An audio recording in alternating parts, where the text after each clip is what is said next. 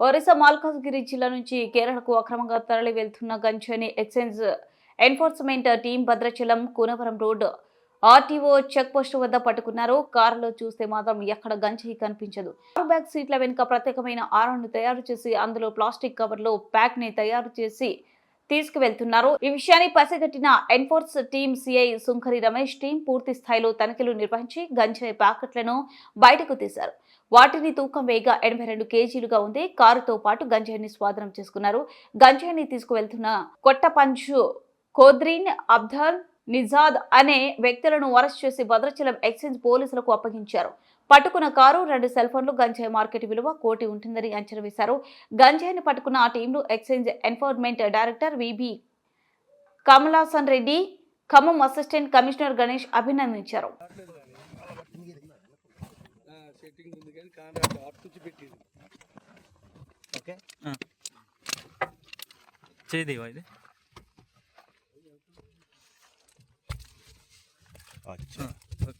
ఇటు కిందకే అన్న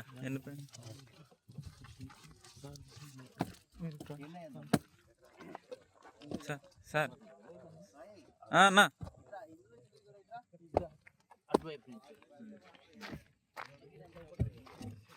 ఓకే ఓకేనా ఓకే రైట్.